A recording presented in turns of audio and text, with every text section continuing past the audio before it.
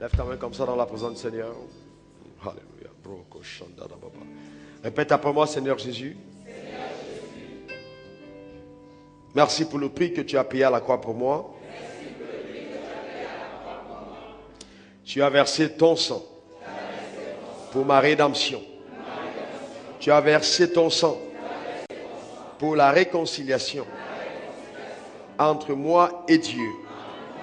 Je suis heureux d'appartenir au royaume de Dieu. Éternel des armées, ce soir, je te présente ma vie. Je prie que tu parles à mon cœur, que tu m'enseignes ta parole, que tu me communiques la vérité et que ta faveur me soit transférée afin que ma vie sur la terre soit une vie de délices, une vie de grâce, une vie d'abondance, une vie de plénitude, une vie comblée par la puissance de l'Éternel mon Créateur. Merci Seigneur, car je sais que ce soir, tu bénis ma vie par ta puissante parole qui ne rentre pas à toi sans avoir accompli ce pourquoi elle est sortie. Que ton nom soit élevé. Au nom de Jésus. Amen. Je vais prier, Seigneur, je te rends grâce pour toutes les personnes qui reçoivent et écoutent cette parole en ce moment. Que ce soit ici, que ce soit au Brésil, que ce soit en Chine, que ce soit en Afghanistan, que ce soit en France, que ce soit en Belgique, que ce soit en Suisse, que ce soit au Japon, que ce soit au Cameroun, que ce soit en Allemagne, que ce soit en Afrique du Sud, que ce soit au Tchad, en République centrafricaine, quel que soit le territoire où la personne se trouve en ce moment en écoutant ce message, je prie que ta puissance exceptionnelle, la révélation de ta parole soit communiquée à cette personne et que sa vie ne soit plus jamais la même au nom puissant de Jésus. Merci pour tout ce qui va se transférer, Seigneur, du ciel à moi et de moi à toutes les personnes qui m'écoutent, afin qu'une influence véritable se produise dans chacune des vies, au nom puissant de Jésus. Je me lève contre toutes les œuvres des ténèbres, contre tous les décrets qui ont été pris sous la terre, dans le deuxième ciel, sur la terre, par la puissance et les puissances occultes. Je lis ces forces que je propulse dans les abîmes des ténèbres au nom puissant de Jésus. Je déclare que c'est expiré. Tout décret de Satan contre ta vie arrive à expiration ce soir au nom puissant de Jésus. Tout dessein de l'ennemi, tout dessein de l'enfer contre ta vie arrive à expiration ce soir au nom puissant de Jésus. Ça ne subsiste pas car les desseins de l'Éternel prennent place dans ta vie par sa force miraculeuse au nom de Jésus. Éternel, je te rends grâce pour l'onction. Merci pour l'onction, merci pour la puissance de Dieu en moi et pour la puissance de Dieu qui agit au travers de ma vie. À toi qui peux faire au-delà de ce qu'on imagine, au-delà de ce qu'on pense par la puissance qui agit en nous. Que ton nom soit glorifié. Ce soir encore, au nom de Jésus, nous avons prié et que quelqu'un dise Amen 3 fois. Et salue la personne qui est juste à côté de toi en lui disant la faveur de Dieu est sur toi. Amen. Est-ce qu'on peut acclamer très fort notre roi ce soir?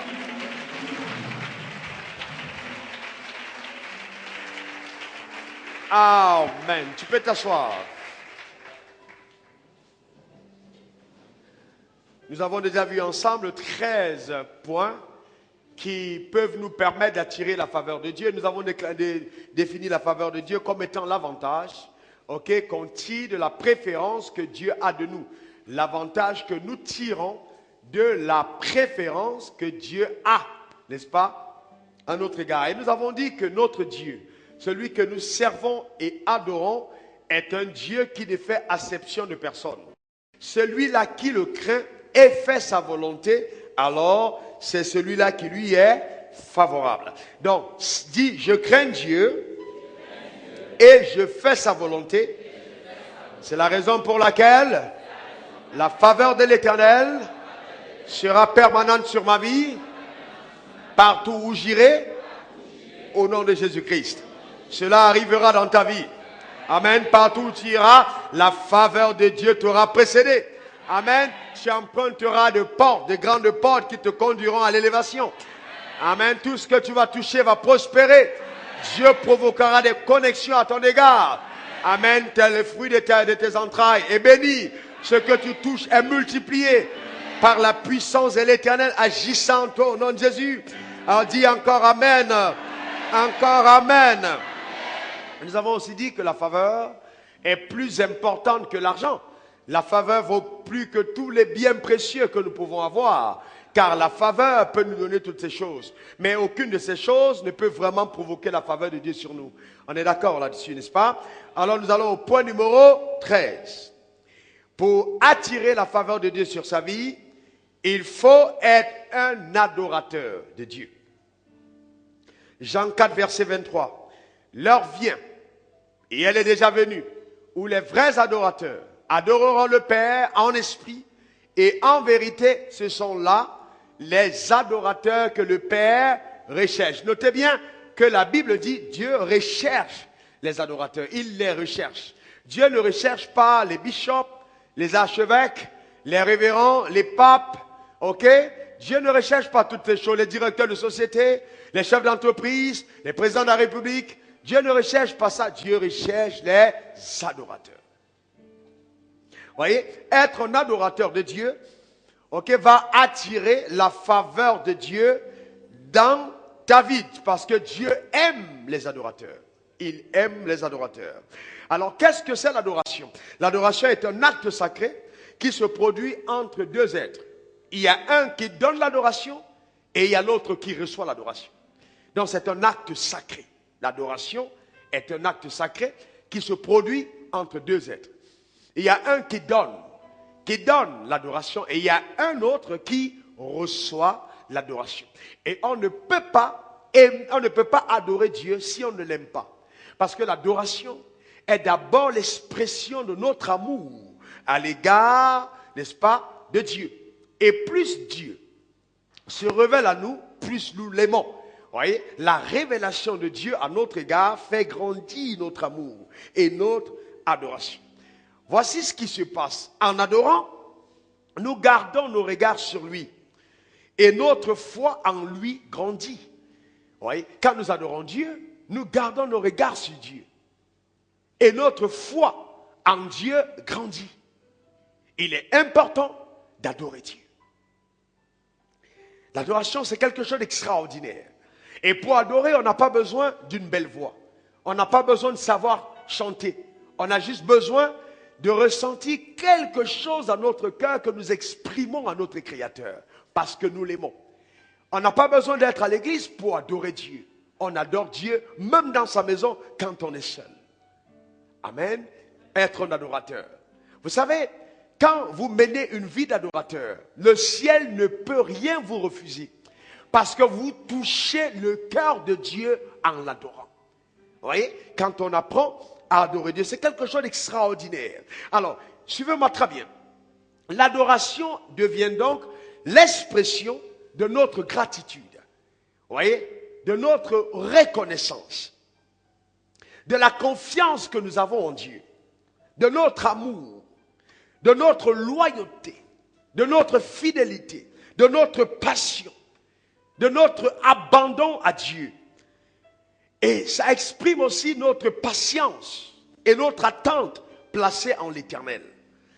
La reconnaissance que nous avons de sa grandeur et de sa puissance. Voilà ce que c'est qu'être un adorateur de Dieu. Savoir l'adorer. Vous savez, quand vous adorez Dieu, c'est dans cet acte sacré que la révélation de qui il est continue de grandir dans votre cœur. Et plus vous avez la révélation de qui est Dieu, plus la faveur de l'Éternel descend sur vous. Vous voyez comme un filet qui vous couvre.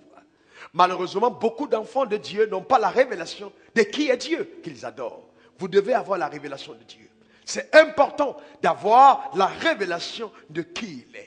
Savoir même dans son bureau quand on est arrivé avant l'heure, fermer la porte et lever les mains dans la présence de l'Éternel et commencer à lui dire combien est-ce qu'il est sublime.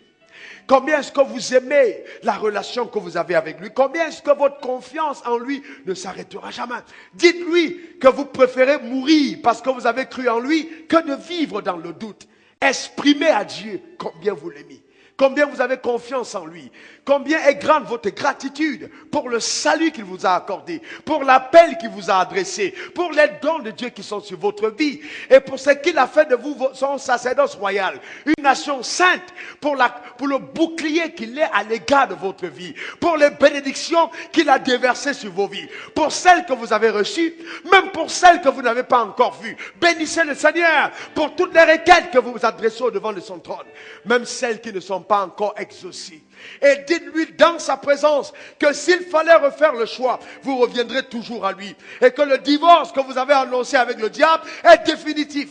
Que même s'il vous arrive un seul jour de vous retrouver sur le chemin de l'égarement, ce n'est qu'une erreur. Parce que votre âme l'aime, votre âme le désire, votre âme le recherche, votre cœur est entier. Il est votre Dieu. Même si les hommes vous persécutent à cause de cette adoration, vous dites à Dieu, je t'aime, et c'est qui compte.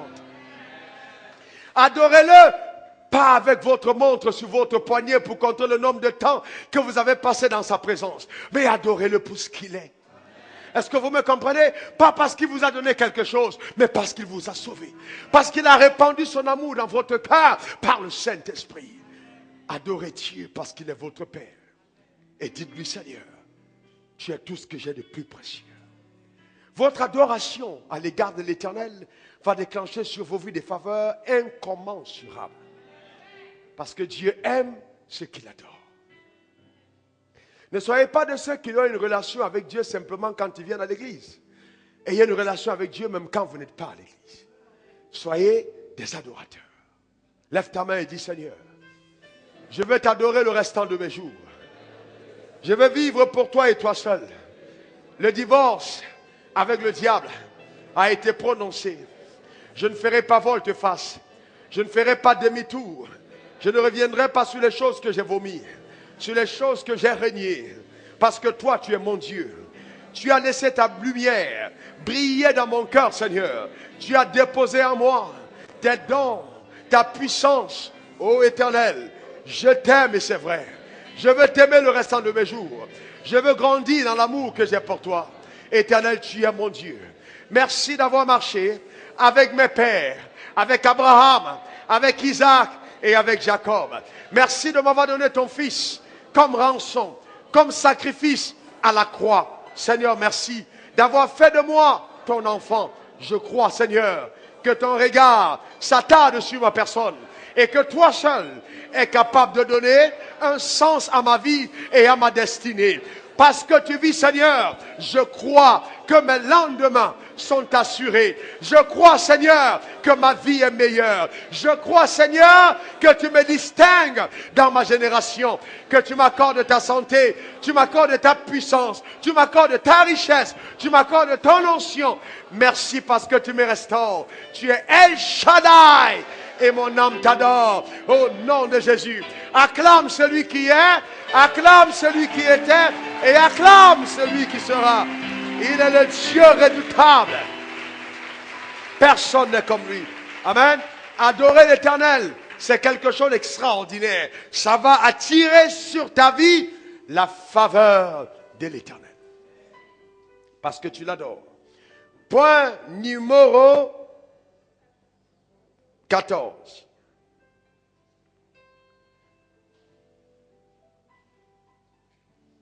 Se connecter à un oint qui a la faveur de Dieu.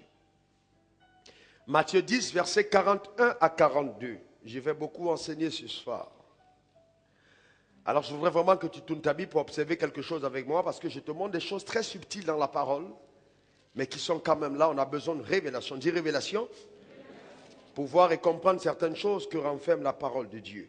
Matthieu 10, versets 40 à 41. La Bible dit, celui qui vous reçoit me reçoit. Et celui qui me reçoit, reçoit celui qui m'a envoyé. Qui reçoit un prophète en qualité de prophète obtiendra une récompense de prophète. Et celui qui reçoit un juste en qualité de juste obtiendra une récompense de juste. Vous voyez là qu'il y a une différence que Dieu fait entre un prophète et un juste. Le juste, c'est un enfant de Dieu. C'est simplement quelqu'un qui est né de nouveau, qui a été mis à part par Dieu, quelqu'un qui a été sauvé. Mais un prophète, c'est un ministre de l'évangile. C'est quelqu'un qui est appelé dans les saints dans le ministère. Vous devez comprendre que chaque fois que vous voyez le mot prophète dans la Nouvelle Alliance, ça ne se tient pas simplement pour le ministère de prophète en tant que tel. Ça se tient pour les 5 dons de ministère, parce que les 5 dons de ministère opèrent tous dans une dimension prophétique pour ceux qui sont connectés à la grâce qu'ils ont reçue et qui ne l'ont pas pris en vain. Ils opèrent à la dimension prophétique. Et la Bible dit que celui qui reçoit un prophète en sa qualité de prophète ne perdra pas la récompense de prophète. Bien aimé, quelle est cette récompense de prophète que la personne ne perdra pas? Quelle est donc cette récompense sur laquelle Dieu insiste par la bouche de Jésus, le Messie? Pourquoi fait-il une déclaration comme celle-là? Bien aimé, je vais vous dire une chose. Vous savez, nous portons tous la grâce de Dieu, nous portons tous l'onction de Dieu. Mais en ce qui concerne ceux qui sont appelés dans les saints dans le ministère, ils ont une grâce particulière parce qu'ils ont été appelés pour le perfectionnement des saints en vue de l'œuvre du ministère. Donc, quand la Bible parle de recevoir la récompense de prophète, ici la Bible parle de bénéficier de l'onction de ce prophète qui va agir dans ta vie et dans ta destinée. Et je vais vous dire une chose, les prophètes de Dieu n'ont pas tous le même type d'onction. Et il y a des onctions qui diffèrent dans leur fonction. Et il y a des hommes de Dieu qui ont une extraordinaire onction pour la guérison. D'autres ont une extraordinaire onction pour ta restauration financière. Les onctions diffèrent. Une autre personne aura une belle onction juste pour enseigner. Vous voyez, on a des grâces différentes. Mais chaque fois que tu reçois un homme de Dieu, en sa qualité d'homme de Dieu, tu bénéficies de la récompense de l'onction qui est rattachée à sa personne. Est-ce que vous me comprenez? Cette onction affecte ta vie et ta destinée. Et nous devons être à même de le savoir. Malheureusement, j'ai vu beaucoup de personnes passer à côté de la révélation de l'onction que les gens transportent. Bien aimé, quand vous avez reconnu une onction sur la vie d'un loin de Dieu, essayez de vous connecter à cet oint pour bénéficier de l'onction qu'il a dans sa vie. Vous pouvez passer à côté d'une grâce que Dieu vous a réservée. Vous voyez, celui qui reçoit un prophète en sa qualité de prophète recevra la récompense de prophète. Celui qui donne un verre d'eau à un juste, en sa qualité de juste, recevra la récompense de juste. Bien aimé, ce qu'on a fait en juste et en saint, on ne peut pas avoir la même récompense que si on l'avait fait à un prophète, à un serviteur de Dieu, appelé par Dieu dans les saints dons de ministère. Le drame aujourd'hui, bien aimé, suivez-moi très bien, c'est que nous avons beaucoup de personnes qui se sont appelées et très peu de personnes que Dieu a appelées. Alors donc, on a tout le mélange dans le même panier. Mais je vais vous dire une chose, un homme que Dieu a oint, ça se reconnaît. Est-ce que vous me comprenez? J'écoute beaucoup de personnes qui parlent, je reçois beaucoup de personnes qui se disent hommes de Dieu, mais je vais vous dire une chose, quand Dieu a appelé quelqu'un et il y a une empreinte de Dieu sur sa vie, vous pouvez reconnaître que cette personne a été mise à part par Dieu pour une œuvre particulière. Mais il y a des gens que les écoles bibliques ont mis à part. Il y a des gens que les prophéties ont mis à part en disant Dieu t'a appelé alors que Dieu n'avait pas appelé. Vous voyez? Donc, vous ne pouvez pas bénéficier d'une récompense sur la vie de quelqu'un qui s'est appelé lui-même. Il faut que Dieu l'ait appelé. Et je vais vous dire une chose autre. C'est que quand Dieu appelle un homme, il manifeste des signes particuliers dans la vie et au travers de la vie de cet homme pour amener tous les hommes autour à se rendre compte que cette personne a été appelée par Dieu. Alors, faites attention. Si Dieu a choisi quelqu'un, ne commettez pas l'erreur de vous opposer à l'homme que Dieu a choisi. Quel que soit ce qui arrive, ne vous opposez jamais à un loin de Dieu. Vous courez le risque de voir les choses de votre vie s'arrêter subitement. Beaucoup de personnes, en vue des affaires échouées, ont même connu des traumatismes, des décès prématurés dans leur famille, simplement parce qu'elles ont joué avec une onction particulière que quelqu'un portait. Et il dit, ne touche pas à mon oint. Ne fais pas du mal à mon prophète. Vous voyez, quel que soit ce qu'un homme de Dieu a fait, quand Dieu l'a appelé, ne vous mêlez vraiment pas de cette histoire. Passez votre chemin pour ne pas avoir quelque chose de mauvais qui se rattache à votre destinée. Est-ce que quelqu'un peut dire Amen? Ouais. Donc, vous savez, il faut donc apprendre à se connecter à l'onction que Dieu a déposée dans la vie d'un loin. Ça va créer de la faveur. Laissez-moi vous donner un témoignage avant d'illustrer encore par la parole de Dieu. Dans les années 1900, je crois 96, 97, j'ai quitté le Cameroun pour aller en Sierra Leone. Et donc, arrivé en Sierra Leone, nous avons atterri et il fallait donc prendre un bateau, un ferry, pour se retrouver de l'autre côté. Je suis parti en Sierra Leone parce que j'avais entendu Dieu me dire d'aller en Sierra Leone. Et je devais aller faire une école missionnaire, une grande école missionnaire, une formation accélérée pour la mission. Et donc c'est une école américaine qui avait délocalisé en Sierra Leone, donc tous les missionnaires américains venaient là-bas et ils prenaient quelques races africains qu'ils sélectionnaient et pour donner une formation adéquate. Et j'avais ressenti dans mon cœur qu'il fallait y partir. Et donc je ne savais pas où j'allais dormir. Pour payer cette école, c'est quelqu'un que je n'ai jamais vu qui avait payé cette école pour moi. Il avait rencontré mon père spirituel dans une réunion, il lui a dit, ton fils est en train de prier pour aller à une école, donc tiens, voici $3000, va payer pour lui. Je ne l'ai jamais vu jusqu'aujourd'hui. C'était un signe que Dieu était derrière ce qu'il était en train d'initier. Alors quand j'ai vu ce signe de Dieu, j'ai dit, je sais une chose. Quand Dieu commence quelque chose, il ne sait pas. Et je vais vous dire quelque chose. Vous savez, souvent il y a une vague. Dis après moi vague. Encore vague. Et il y a une vague de faveur que Dieu dépose sur ta vie. Tu commences à voir certains signes.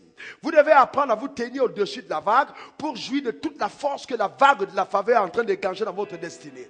Vous voyez? Et il y a des moments où vous devez simplement rendre grâce à Dieu. Quand Dieu a déjà commencé une œuvre, ce n'est plus la peine de prier pour Dieu achève. Non, vous restez simplement en action de grâce. Disant au Seigneur, je sais que quand tu commences une œuvre, tu l'achèves.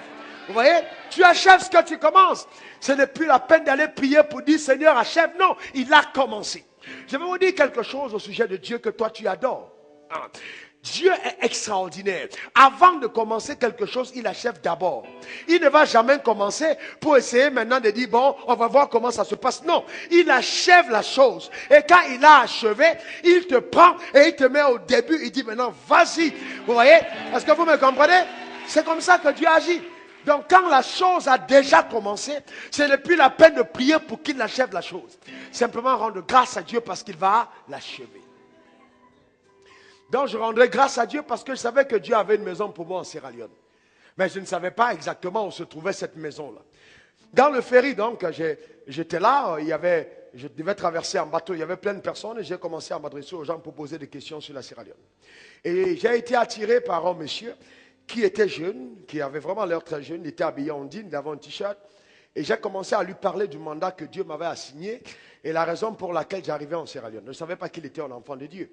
Il était dans le DGA de Bellevue Airlines, la compagnie de transport qui m'avait pris d'ici, d'Abidjan ici, pour m'amener en Sierra Leone. Je suis venu en avion et puis j'ai pris un autre avion qui m'amenait donc, j'avais pris Cameroun Airlines jusqu'à Abidjan et puis j'ai pris Bellevue Airlines. Donc, quand il a été tellement touché par ce que j'étais en train de dire, il m'a demandé, mais tu vas habiter où? J'ai dit, je ne sais pas. Mais dans tous les cas, j'avais mon sac et je dis, dans tous les cas, je vais en formation, donc Dieu va me trouver une maison. Je ne parle pas de la foi qui dit que non, je sais que Madame Tamo a de l'argent, donc je vais aller cogner à sa porte. Ce n'est pas de ça que je parle. Je parle des personnes qui marchent avec un Dieu vivant, que même les yeux, vous voyez, de le naturel ne peuvent pas voir, mais dans ton cœur, dans ton homme intérieur, tu sais que tu sais, que tu sais, que tu sais, que tu sais, que tu sais, que le Dieu que tu sais t'aime et qui ne t'abandonnera pas. Amen. Je déclare sur ta vie que ton Dieu ne t'abandonnera pas. Tu verras sa faveur. Parce qu'il existe, ce Dieu existe. Et donc quand j'ai parlé à ce monsieur, il a été tellement touché, il m'a amené chez lui. Et donc j'ai découvert que c'était le vice-directeur de la compagnie. Et il m'a dit qu'il priait au Nigeria. J'ai même écouté certains messages de son pasteur qui était un très bon enseignant de la parole de Dieu. J'ai même joui de certains de ses enseignements qui m'ont énormément béni. Alors, il m'a gardé celui près de 10 jours. Le 10e jour, quand le temps était arrivé pour moi, il y avait une famille d'accueil que l'école a trouvé à ma faveur, donc il devait me libérer pour partir dans cette famille d'accueil. Alors je lui ai demandé, je lui ai dit, mais qu'est-ce que tu veux que Dieu fasse pour toi? Il était avec sa femme. Alors, vous voyez, j'étais tout frêle. Imaginez-moi, il y a en arrière, 1996, ça fait combien d'années hein? J'avais 26 ans et demi. C'était incroyable, hein? 25 ans et demi. J'étais tout un gamin. Et donc, il m'a regardé comme ça, il a commencé à rire. C'était vraiment le rire de moquerie. Mais je vais vous dire une chose. Quand l'onction de Dieu est sur vous, quel que soit votre âge, quel que soit votre sexe, quelle que soit votre taille, quelle que soit votre apparence, quand l'onction de Dieu est sur vous, quand Dieu a mis sa main sur vous, ce n'est pas l'apparence qui fait le prophète. C'est l'onction qui est à l'intérieur. C'est ce que Dieu a mis dedans. Vous comprenez? Donc, et donc, moi, je lui ai dit, qu'est-ce que tu veux? Et donc, sa femme a été touchée. Vous voyez, à des moments, c'est comme une vague d'onction qui se déclenche. La femme a été... Et quand je regardais dans son regard, je suis que sa femme avait compris que quelque part, ces gars qui parlent, Dieu est avec lui. Et sa femme a dit, elle a regardé son mari, elle a dit, comme bravant le riz de son mari, on a eu un enfant qui est décédé, on n'en a plus depuis longtemps. J'ai ouvert ma Bible et j'ai pris le texte qu'on était en train de lire et Dieu me l'avait donné. J'ai dit, quand je partais, Dieu m'a dit, pas la Bible dit, j'ai dit, Dieu m'a donné ce texte. Et il m'a dit, celui qui te recevra, m'aura reçu. Et maintenant, je veux prier pour vous pour que la récompense du prophète vous soit accordée. L'onction qui est sur ma vie va déclencher ce miracle. J'ai tenu les mains et j'ai commencé à prier. Je n'avais pas besoin que le mari croie. Il y a des moments où on n'a pas besoin que la personne croie. C'est ma foi en ce moment-là qui devait amener quelque chose dans cette famille. Est-ce que vous me comprenez? Parce que Dieu devrait affirmer sa parole, celle qu'il m'avait donnée. Et donc, ils sont allés me déposer dans cette famille. Quand j'ai terminé de prier, je lui ai dit, en plus de l'enfant que vous recevez, Dieu me dit de vous dire qu'il te donne une promotion dans ton lieu de service. Et là alors, il a cru que c'était la blasphème. Et puis à la fin, il m'a dit, j'étais juste reçu comme ça parce que tu es un homme de Dieu. Même si Dieu ne fait rien pour moi, ce n'est pas grave. Il dit, ok.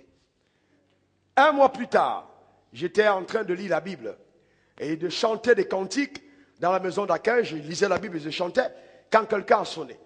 On est allé ouvrir, la dame qui nous avait accueillis, une dame d'un certain âge, a dit, c'est un monsieur qui te cherche. J'ai dit, faites-le entrer. Quand il est entré, il était tout content. Et puis il me dit, homme de Dieu, tu ne peux pas croire ça. J'ai dit, mais qu'est-ce qui se passe? Et il dit, c'est incroyable. Ma femme est enceinte. Est-ce que vous me comprenez? Et moi donc, je lui ai dit, mais je t'avais dit que ta femme, vous aurez un enfant. Non, ce n'est pas une nouvelle qui est en train de m'impressionner. Alors j'ai regardé, je lui ai dit, moi j'attends ta promotion dans ton lieu de service. 2 semaines après, le directeur général a été renvoyé. Et il a été nommé directeur général à la place de ce directeur général. Et vous savez ce qui s'est passé? Il est venu avec sa voiture. Il a dit, je ne vous laisse plus dans cette maison, il faut que tu viennes avec moi. Il a demandé la permission à l'école et il m'a ramené dans sa nouvelle maison de directeur de société. Et je suis resté avec lui. Amen, dit faveur. Encore, faveur. Il y a des choses pour lesquelles tu n'as pas simplement besoin de prier. Tu peux te connecter à un oint qui porte une onction particulière et la chose se produit dans ta vie de façon claire. Amen. C'est très très important. Elle se produit dans ta vie. Vous allez voir la même chose dans la vie de la Tsunamite. Tournez vos Bibles avec moi dans 2 Rois 4, verset 8 à 2 Rois 4, verset 8 à 17. Ok? 2 Rois 4, verset 8 à 17.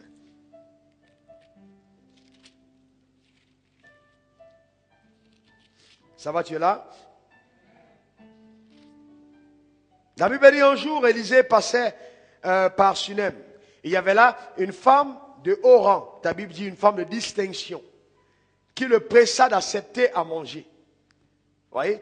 Dès lors, toutes les fois qu'il passait, suivez-moi bien, toutes les fois qu'il passait, il se retirait chez elle pour manger. Vous voyez? Et la Bible dit, elle dit à son mari, voici, je sais que cet homme qui passe toujours chez nous est un saint homme de Dieu. Suivez-moi très très bien. Les hommes que Dieu a oints ne passent pas tout leur temps à raconter partout que je suis un saint homme oint. Généralement, ils sont calmes, mais c'est par révélation du Saint-Esprit qu'on apprend à découvrir la grâce qu'il transporte. Vous voyez? La femme a découvert. Faisons une petite chambre haut en dur. Et mettons-y un lit pour lui, une table, un siège, un chandelier, afin qu'il se retire quand il viendra chez nous. Un jour, Élisée est arrivé là, et il se retira dans la chambre haute, et il y coucha. Suivez-moi bien. Il dit à son jeune serviteur Géasi, appelle-moi cette Tsunamite. Géasi l'appela, et elle se tint devant lui. Élisée lui dit, Géasi, dis-lui, tu nous as montré tout cet empressement. Que peut-on faire pour toi? Faut-il parler pour toi au roi ou au chef de l'armée? Elle répondit, j'habite au milieu de mon peuple. Vous observez que Élisée était reçu dans la maison de cette femme pendant longtemps. C'était une coutume. Il venait à Sunem et il mangeait chez elle. Mais pendant qu'il mangeait chez elle et avec elle, il n'a jamais demandé à la femme de prier pour elle. Pourquoi? Parce que la femme le considérait pratiquement au même niveau que lui. Mais quand la femme a eu la révélation de la grâce, de l'onction que portait Élisée, du mandat divin qui était rattaché à sa destinée, elle dit à son mari, attention, l'homme que nous recevons ici tous les jours, ce n'est pas un directeur de société, ce n'est pas un ministre, ce n'est pas le roi, mais cet homme est un saint homme de Dieu. Ça veut dire quoi? Elle a considéré cet homme au-dessus d'elle-même et elle a construit une chambre haute. La raison pour laquelle certains d'entre vous ne bénéficiez pas de ma grâce, c'est que vous n'avez pas construit une chambre haute dans vos maisons. Oui, quand vous êtes chez vous, vous parlez du pasteur comme si vous parlez de votre ami. Non, c'est un saint homme de Dieu.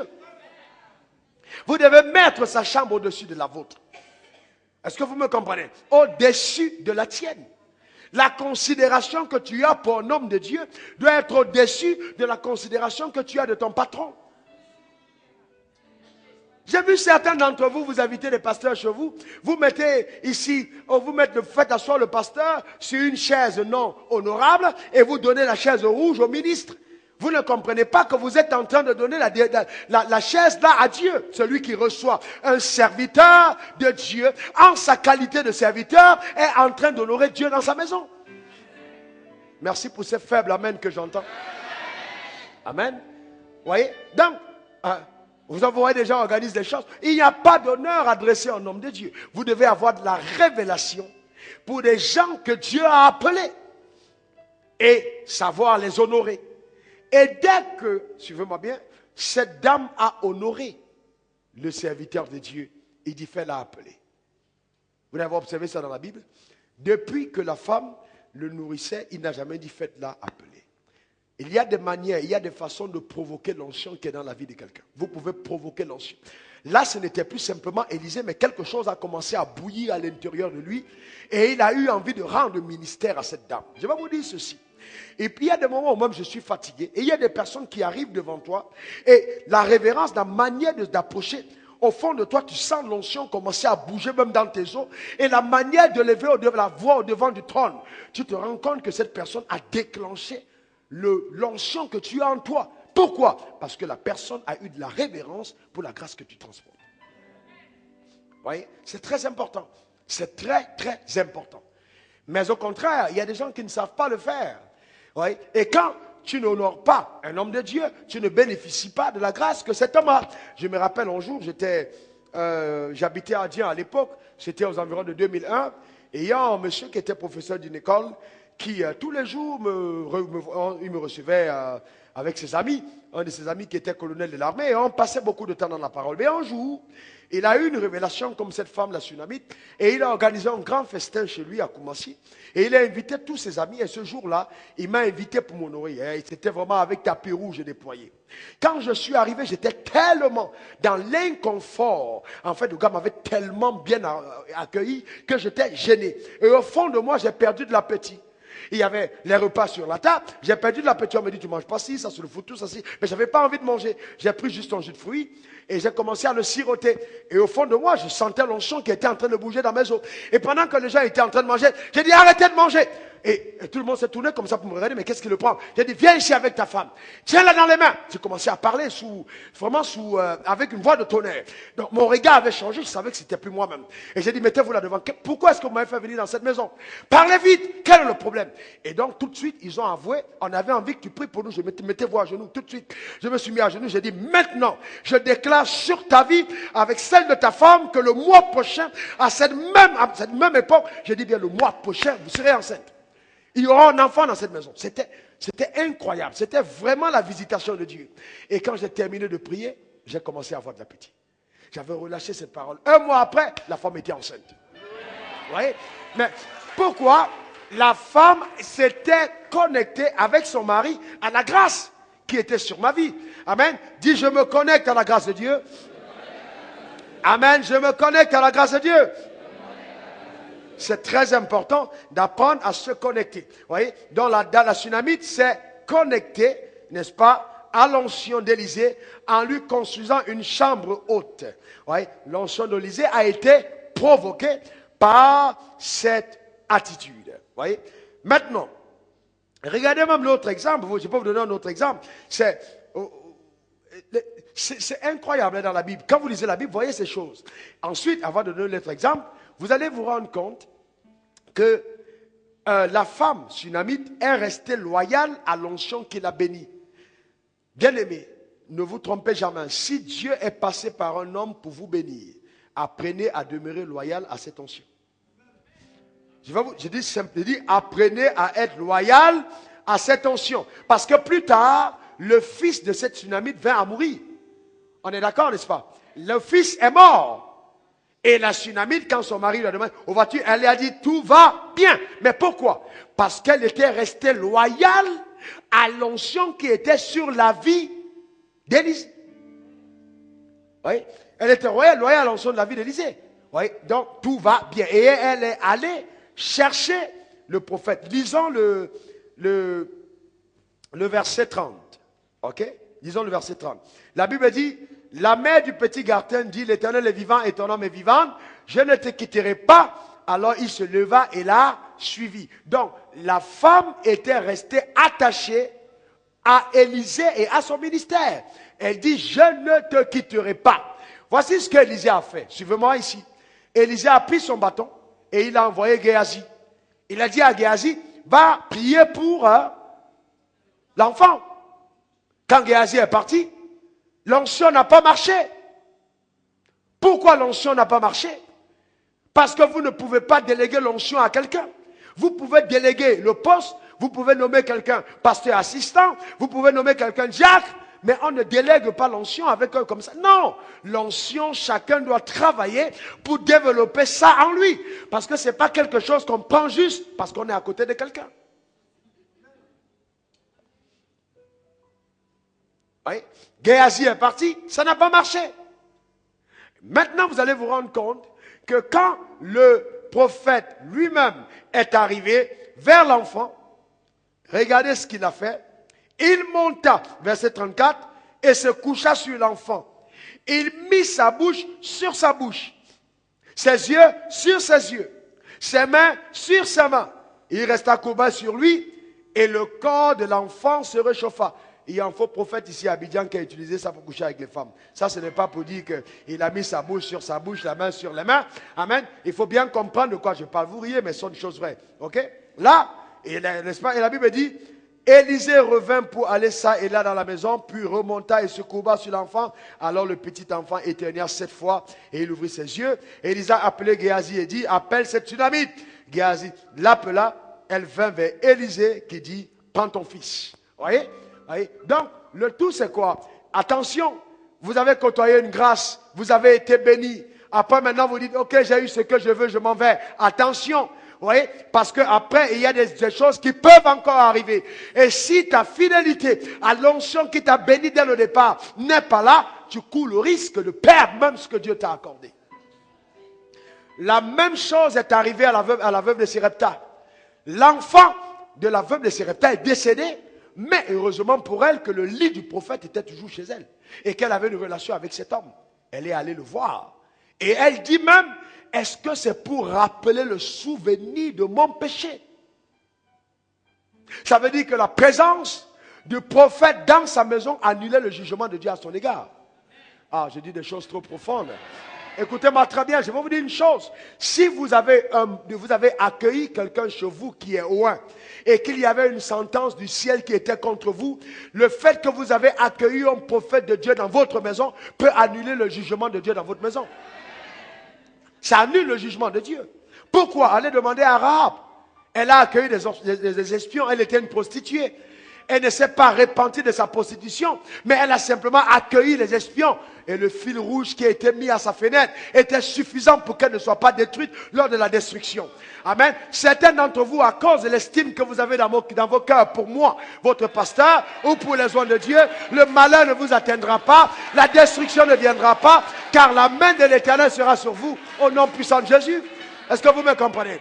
Est-ce que vous êtes avec moi? Est-ce que vous me comprenez? Je vais vous dire une chose, même le diable sait, quand vous êtes en alliance avec un oint, qu'il ne doit plus s'attaquer à vous comme avant. Le diable même sait quelle est la puissance d'une alliance de quelqu'un qui se connecte à l'onction de quelqu'un qui est loin.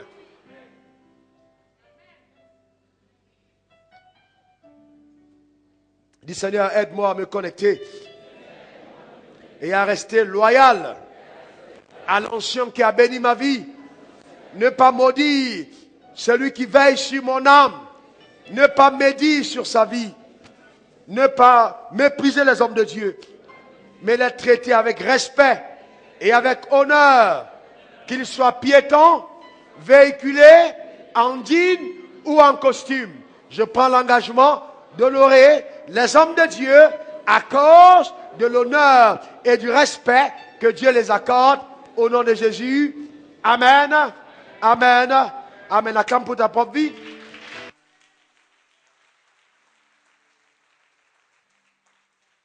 Numéro 15, 16. 15, ouais, 15, ok. Obéis aux instructions prophétiques. Dis après moi, instructions prophétiques. Encore, instruction prophétique.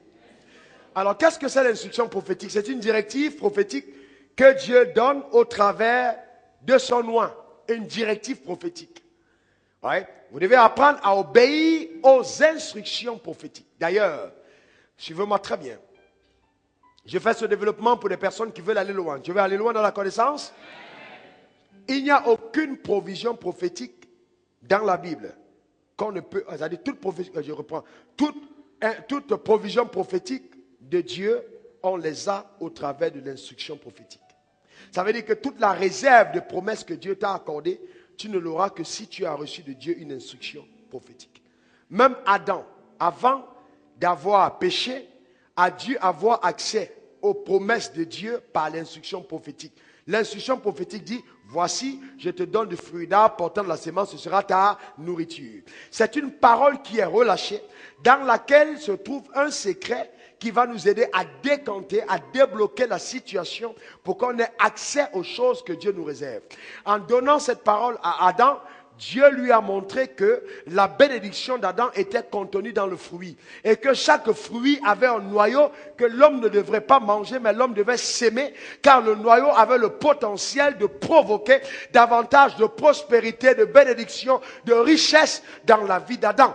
Si Adam n'avait pas obéi et avait mangé le fruit avec son noyau, quelle que soit la bénédiction que Dieu avait relâchée sur la vie d'Adam, Adam allait l'annuler par la désobéissance aux instructions prophétiques.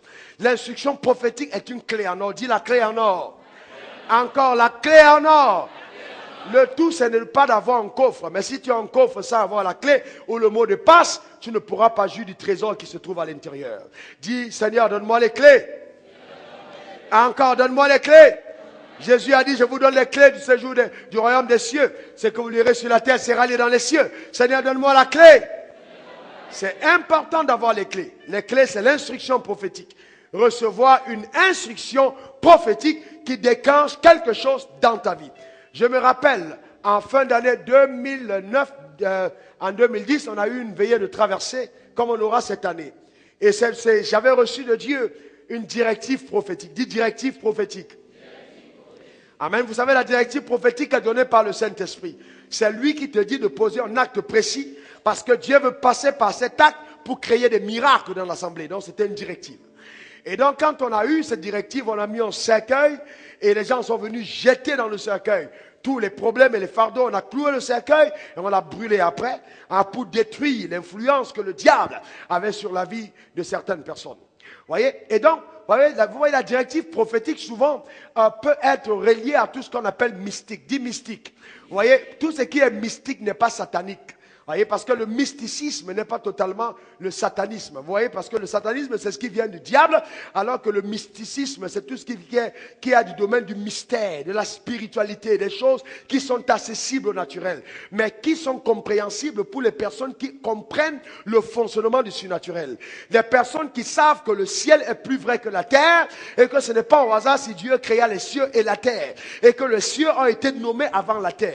Et que la terre sera détruite, mais le ciel subsistera. Que notre corps sera détruit, mais notre homme intérieur, lui, il ne sera jamais détruit. Des personnes qui savent que le surnaturel gouverne le naturel. Amen. Dis, je ne suis pas un homme ordinaire. Encore, je ne suis pas un homme ordinaire. Je suis en esprit, ayant une âme et vivant dans un corps. C'est ça, tu n'es pas ordinaire. Donc, ce jour-là, j'ai donné une directive prophétique. Vous voyez, c'était vraiment une directive prophétique qui avait été donnée ce jour. Et donc, la directive renfermait des instructions. Parmi les instructions, j'ai dit, bon, quand vous allez arriver chez vous le matin, posez les pieds dans votre maison et commencez à déclarer que la restauration de Dieu prend place dans votre maison et dans votre foyer. Alors, il y a une dame qui avait fait 7 ans sans avoir des rapports sexuels avec son mari. 7 ans parce que la puissance des ténèbres était en train d'agir contre ce couple. Vous savez, vous devez faire attention. Les gens peuvent pratiquer contre votre famille. Des sorciers peuvent faire des médicaments et empêcher votre mari d'avoir le désir pour vous-même.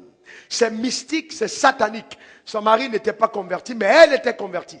Et la parole de Dieu déclare, celui qui est en nous est plus fort que celui qui est dans le monde. Les sorciers n'auront pas les derniers mots sur ta vie, parce que la faveur de l'Éternel est sur toi. La faveur de l'Éternel est sur toi, au nom puissant de Jésus. Et donc quand cette dame est rentrée chez elle, elle a posé les pieds dans sa maison et elle a déclaré cette parole. Dès qu'elle est entrée dans la chambre, je suis sûr qu'il n'y a pas de personnes ici qui vont être choquées par ce que je dis, l'érection de son mari était une érection d'un garçon de 18 ans. Le mari a bondi sur elle, elle ne comprenait rien. Elle venait juste de faire l'instruction prophétique et le voile qui aveuglait son mari a été déchiré et il a retrouvé sa femme. Et en plus de ça, il lui a offert une voiture cette même année, car l'Éternel l'avait restauré. Dis faveur! Encore faveur! Reçois la faveur. Reçois la faveur de Dieu. Amen. Reçois la faveur. C'est extraordinaire d'avoir la faveur. C'est important d'avoir la faveur. Vous voyez donc, l'instruction prophétique est quelque chose d'important, de très, très important. Savoir recevoir l'instruction prophétique. Notez que dans l'instruction prophétique, quand le prophète est arrivé chez la veuve de Sérepta, il n'a pas dit à la veuve de Sérepta, Dieu m'a dit de te dire de me donner de la farine et de l'huile. Il dit non, fais d'abord ma part, n'est-ce pas? Et la Bible dit qu'elle a agi, non selon la parole de Dieu, mais selon la parole d'Élie. Si tu ne respectes pas la parole qui sort de ma bouche, comme si tu respectais la parole de Dieu, tu cours le risque de passer à côté de ce que le ciel veut faire dans ta vie. 2 Chroniques 20, verset 20, confiez-vous en l'Éternel et vous serez affermis. Mais en ces prophètes, et vous, je déclare sur ta vie que tu réussiras. Amen, je déclare que tu réussiras. Je vais te dire quelque chose. La bénédiction vient du mot bénédicere, qui veut dire bonne parole relâchée sur ta vie, ayant le pouvoir d'amener à manifestation les bonnes choses que tu désires. Je déclare, ta vie ne sera plus la même. Reçois-la. Amen. Tu es béni de toutes les grâces de Dieu. Amen. Tu es la tête et non la queue. Tu es en haut et non en bas. Dieu te comble de ses biens. Tout ce que tu touches prospère. Dis Amen. Dis Amen. Vous voyez? C'est ça la bénédicere. Une parole qui est relâchée avec autorité par quelqu'un que Dieu a oint. Confiez-vous en ses prophètes et vous réussirez. Amen. La réussite est dans ton camp. Hein, parce que l'Éternel est avec toi. La réussite est dans ton camp. Parce que l'Éternel est avec toi. Et que la parole de Dieu, par ma bouche, est relâchée sur ta destinée. Un jour, Jésus dit à ses disciples, vous êtes purs. Vous êtes purs à cause de la parole que vous avez entendue. Je vais vous dire quelque chose. Vous savez, il y a des choses incroyables qui se produisent sous le simple fait de s'asseoir sous le ministère de quelqu'un qui est oint et d'entendre les paroles qui sortent de sa bouche. Vous êtes déjà condamné à entrer en possession de certaines choses. La parole de Dieu est tellement puissante. Amen. Qu'elle est capable de créer un épurement de ta vie, de toutes les choses néfastes, de toutes les mauvaises paroles relâchées. Parce que Dieu, amen, veille sur sa parole et sur la parole de ses serviteurs pour l'exécuter. La femme fit selon la parole d'Élie. Maintenant, suivez-moi bien. Suivez-moi très bien. Vous savez que chaque homme de Dieu ne doit pas simplement vous présenter une carte de visite en disant bishop. Mais un homme de Dieu, ou archevêque, ou révérend, ou pasteur, c'est pas ça qui compte, parce que Dieu n'est pas influencé par les titres. Ce qui fait un homme de Dieu, c'est le témoignage qu'il a de la visitation de Dieu dans sa propre vie. Vous me comprenez? L'audace d'Élie n'est pas venue sur le fait qu'Élie avait lu dans la Bible que Moïse a utilisé un bâton pour ouvrir la mer Rouge et que David avait tué Goliath avec la fronde. Et vous voyez, Élie a simplement compris que si Dieu a appelé un homme, il n'a pas appelé un homme à répéter avec cet homme ce qu'il a déjà fait avec les autres. Élie était un homme de Dieu, un homme qui connaissait Dieu et qui a été nourri au bord du torrent par un corbeau. Le corbeau même qui ne nourrit pas ses propres enfants.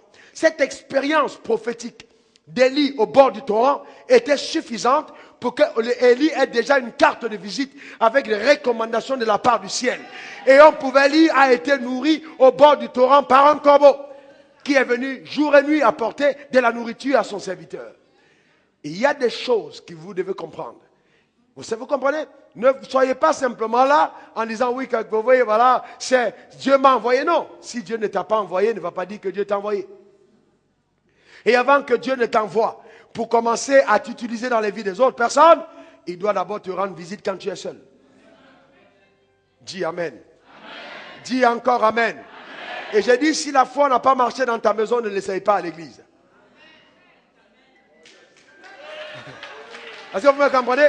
Ne l'essaye pas à l'église. Ne va pas multiplier le vin dans la fête si à la maison déjà tu n'as pas fait un miracle. Et c'est pour ça que je dis aux gens, on dit, la Bible dit c'est le premier miracle de Jésus. Ce n'est pas vrai. Ce n'était pas le premier miracle. Jésus n'a pas commencé son ministère en multipliant le vin. Il a commencé son ministère en faisant des miracles à la maison. Un jour, sa mère préparait et puis il n'y avait pas de viande.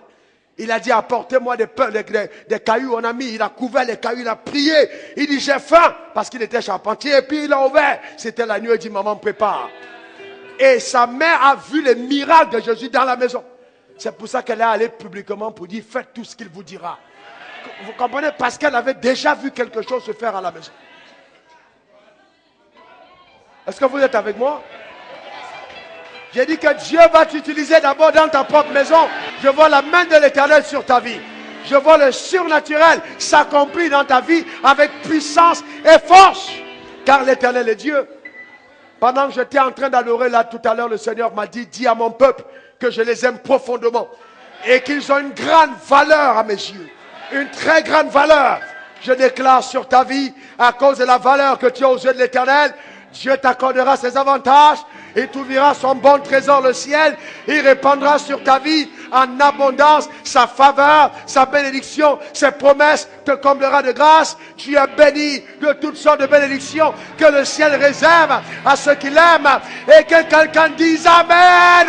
Amen. Yes, Jésus. Alléluia. Amen. Que Dieu te bénisse. Amen pour ce soir. Et qu'il te comble. Qu'il t'arrose, que ta vie ressemble à un jardin que l'Éternel arrose par sa propre main. Certains d'entre vous, vous allez vous regarder dans le miroir et vous allez pleurer. Pleurer simplement parce que ce sera indescriptible. Vous ne pourrez même pas savoir comment raconter. Comment est-ce que vous êtes arrivé là? Parce que Dieu vous prend par sa main puissante dans la boue de l'indigent pour vous faire asseoir à la table avec les rois. Avec les rois. Parce qu'il est puissant. Oh, quelqu'un dit, je ne vois pas ces choses se faire. Bien-aimé, quand Dieu te prend de la boue, il ne peut pas te prendre le même jour de la boue pour t'amener à la table des rois. Parce que tu vas distraire certains d'entre nous qui sont déjà tout propres, bien habillés. Il doit t'amener dans la chambre de la gloire, changer tes vêtements, te nettoyer, te laver, te rincer avant de t'amener à la table. Dieu est en train de t'enseigner les bonnes manières du royaume. Comment est-ce qu'on tient la fourchette? Comment est-ce qu'on tient le couteau? Comment est-ce qu'on boit avec le verre? Je te vois installé sur le cheval de la gloire par la puissance de Dieu. Par la puissance de Dieu. Je vois des choses incroyables se produire dans ta vie. L'Éternel te bénira au-delà de ton imagination. Il te comblera au-delà de tes attentes. Tu bâtiras de belles maisons, rouleras de belles voitures, porteras de grands vêtements. L'argent ne fera jamais défaut. La santé de l'Éternel te sera accordée. Les désirs de ton cœur seront comblés par la main de l'Éternel qui te bénit. Reçois, reçois, reçois. Que Dieu te bénisse. Alléluia. Roko Shata. Where God is. Hallelujah.